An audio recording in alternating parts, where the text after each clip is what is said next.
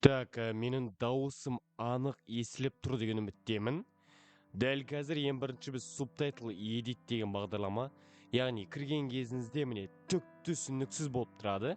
Ең алдымен ретте байық форматты біздер SRT емес, біздер Adobe After Effects емес, міне Advanced Substation'ға қоямыз. Және де мына layout деген кнопка бар, яғни ол біздің көретін нәрсемізге әсер етеді. Яғни бұны басып біздерде ең бастысы, ең әдемісі ол оны міне сосын бейнені былай қысқартып қоюға болады, астынан үстінен тракта көтеріп.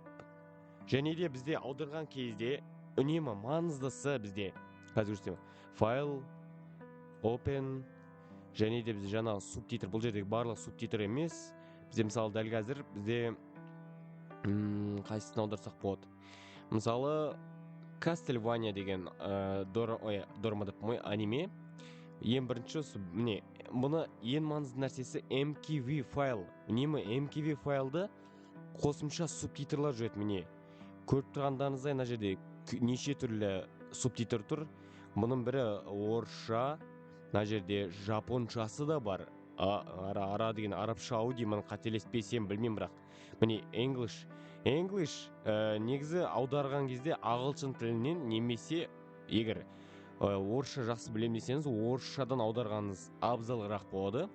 Дәл қазір мен сіздерге бір сайтты көрсетем. Егер сіздер орысшадан аударам десеңіздер, ол сайттың қажеті болмайды. Міне орысшаны таңдаймыз, және де бізге бүкіл субтитрін шығарып береді. Және бұл жерде енді тағы да бір лайфхак көрсетейін. Бұл жерде міне қараңыздар, мына жерде мыналар, мысалы мына субтитрлар бізде дәл қазір міне мынаяқтағы субтитрлар екі жаққа шығып кетеді. Міне мынау бірінші қатар, мынау екінші қатарға түсіп кеткен. Енді не істейміз? Так, жойайық. Енді бұл жерде былай істейміз. Барлығын Ctrl-A-ны таңдаймыз. Сөйтіп Unbreak, міне Unbreak деп тұрса, Unbreakті басам, сол кезде бізде екінші тұрған субтитр, яғни екінші қатарда тұрған субтитрлардың барлығы бірінші қатарға түседі. Енді осыдан кейін Auto Translate деген бар, мына жерде соны басамыз. Және бұл жерде қазақша деген тұру керек. Мына жерде мысалы ағылшынша тұрса өзі автоматты түрде таңдайтын болады. Ал ендеше қазақ тіліне аудартайық. Translate деген басамыз. Не аударып жатыр.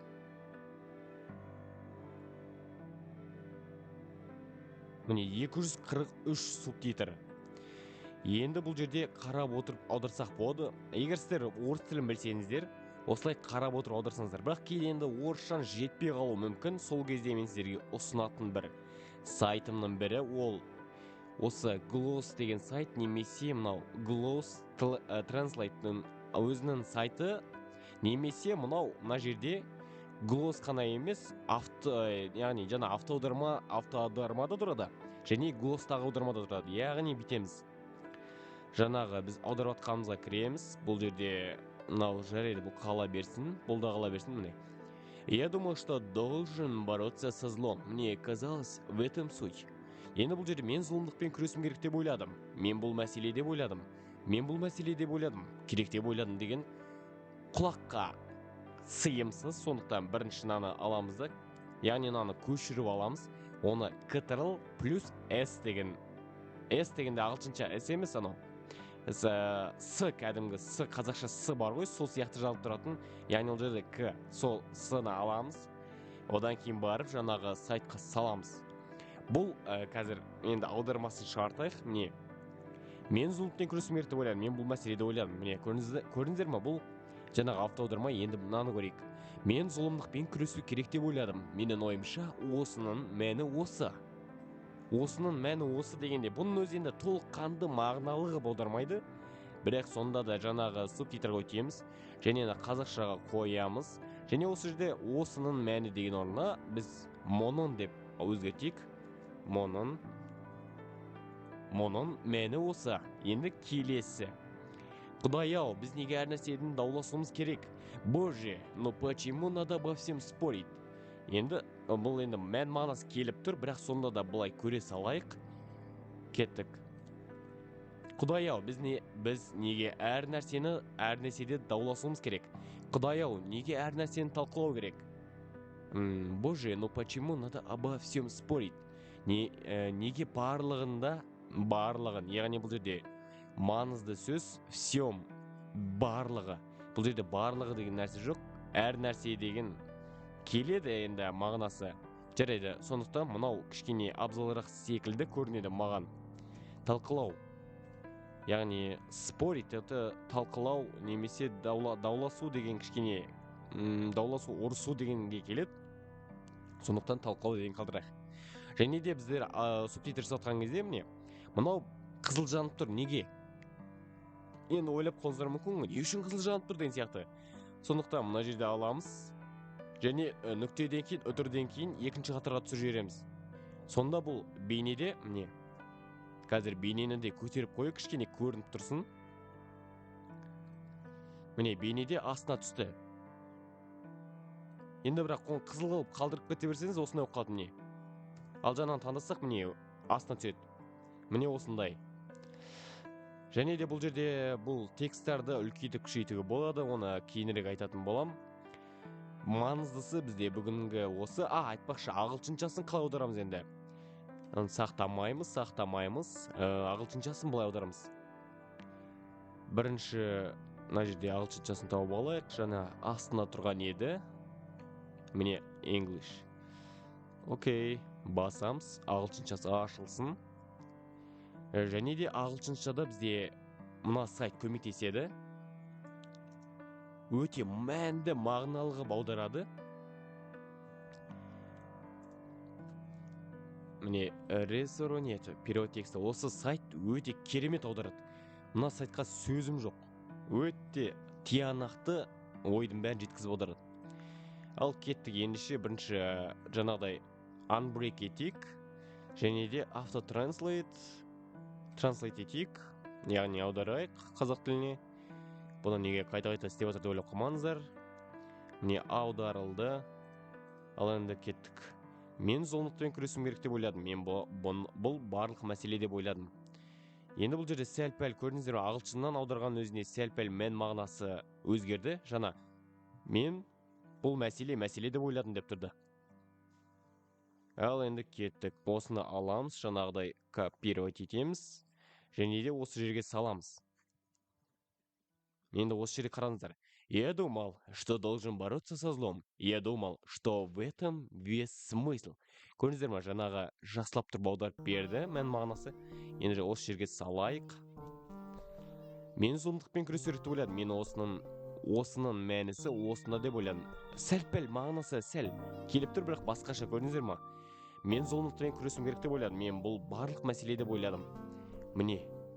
Тіпті аударманың өзі сәл-пәл келіп тұр. Барлық мән осы да ағылшыншадан сәл түсініктілеу болады. Орысша егер жоқ, ондай сайтқа қарамай мен орысшам жеткілікті десеңіз, пожалуйста, орысша жаңағыдай орысшадан алып алыңыздар, қойып аударып беріңіздер. Сосын аударып болғаннан кейін не істеу керек деген сұрақ болатын болса, бітеміз. Аударып болғаннан кейін біздерде міндетті түрде Handbrake деген бағдарлама бар. Handbrake сол бағдарламаны тартып қойымыз керек. Және де жаңағы аударған бейнені қазір осы ашылсын. Бірінші файл деген бар. Көріп тұрғанда барлығы көрініп тұрған шығар. Осы файлды ашамыз. Және де жаңағы тартылған бізде загрузки, яғни загрузки ішінде Telegram десктоп мен тартып қойған дайын бейнелерім. Castlevania'да осы Castlevania'ның бірінші бөлімін таңдаймыз. Қазір таңдалып жатыр. Енді бұған субтитрді тігуіміз керек. Ол тігу үшін бізде мына жерде субтитрді жіберген кезде басқа адамдарға ыңғайлы болу үшін 480 таңдап аламыз, және де субтитрға өтеміз. Субтитрда бірінші өткендегі істейтін нәрсеміз ол біздің мына тұрған нәрсені өшіріп тастау керек. Одан кейін мына жерде tracks деген нәрсе бар. Көбісі таппай жатады осы жерде. Жаңа very fast дегенді мына жерден таңдадық. текстті таңдаймыз және де импортировать субтитры таңдаймыз және де жаңағы бірінші бөлімде аударып қойдым мысалы осы сол бірінші бөлімде елестедіңіз аударып қойғаныңыз сіздің аудармаңыз ашамыз және де бұл жерде міне ең маңызды жерлер бұл барын ин сосын және де мына осы жерлер ең маңызды жерлер маңызды ең бірінші біздер барын инді қосамыз одан кейін мына жерге өтіп қазақша іздейміз қазақша қазақ тілі деп тұрады міне қазақ тілі және де мына жерге сіздер өздеріңіз mp4-дің алдына басқаша аттар қойып қойсаңыздар болады мәселен міне мынау жақша жақша деп айтсам болады слэш міндетті түрде тұру керек нүктенің алдына не апарамыз сосын ағылшынша көп той Кастельвания бірінші